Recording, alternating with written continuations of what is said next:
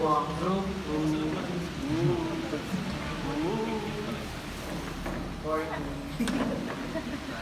Tapos, sa topic naman po namin, basahan ko po muna.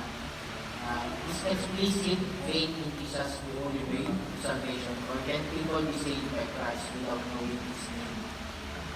Sige po, basahan ko muna ni Brother yung verse 14 and 6. John chapter 14, verse 6. Sumagot si Jesus, "Ako ang daan, ang katotohanan at ang buhay. Walang makakapunta sa Ama kundi sa pamamagitan ko." Sunod naman po ay yung Acts 4:12 po. Kay Tan.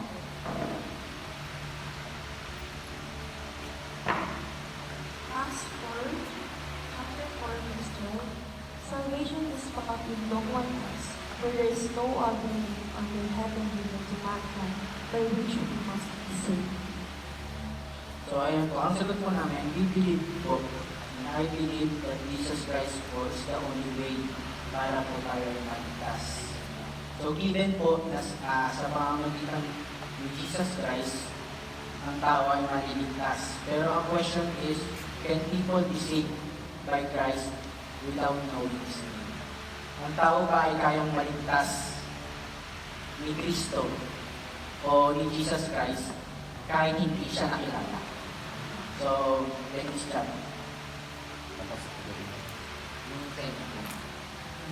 So dito po, dito po ay pumasok yung katanungan, paano yung mga, for example, yung mga sa rural area na hindi naaabot, no? Hindi na sisyaran ng gospel, hindi nila narinig o hindi nila alam sino si Kristo. So yun yung dito masisave ba sila without knowing His name? So ito sa Matthew.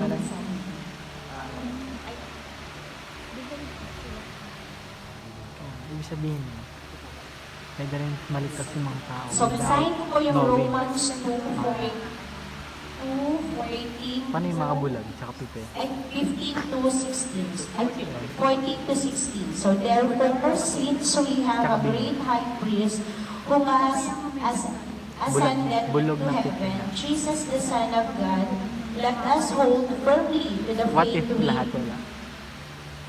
we Bulag profess. pipe, bingit. For we do not know the high priest who is unable to empathize with our weaknesses, but we have one who has been tempted in every way, just as we are, yet he did not sin.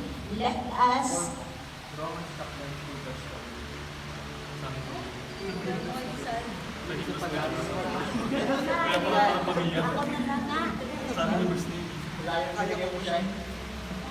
So sorry po. So, ano ko papasahin? Romans 2:14 to 16. Indeed, when Gentiles who do not have the law do by nature things required by the law, they are alone for themselves, even though they do not have the law.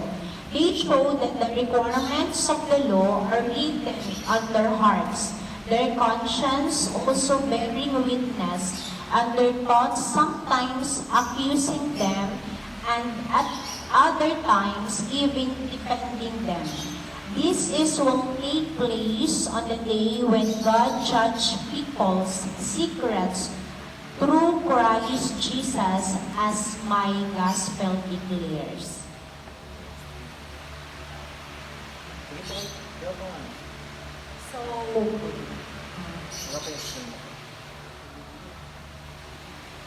So dito, no,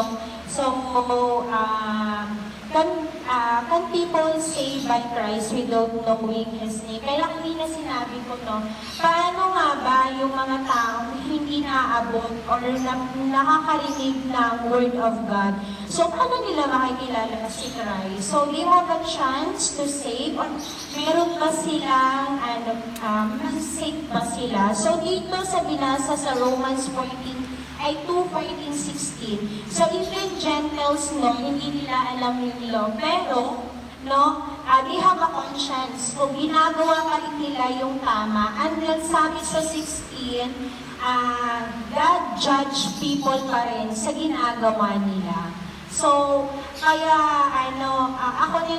ako po, sa akin po dito, nung nabasa ko yung Romans, dito sa tanong, so, paano nga naman yung kaninang sinabi ko, namatay na lang sila dahil malayo sila, walang naka-reach out sa kanila, hindi sila nakapakinig ng salita, hindi nila alam si Christ. But there are chance para sa akin, no, based dito sa Romans, na they say, maliligtas pa rin sila through kung paano sila mamumuhay. Kasi paano sila mamumuhay? Tama ba ang pamumuhay nila? Based on their conscience, their way of their lives. Kasi hindi natin alam kasi yung sovereignty ng Diyos. No? Hindi natin alam kung paano ba ang Diyos magbigay ng justice sa tao. Kaya tanging ang Diyos ang nakakaalam. Kaya may additional. Okay po. Para ko kay, yung sa 16. Romans, explain mo.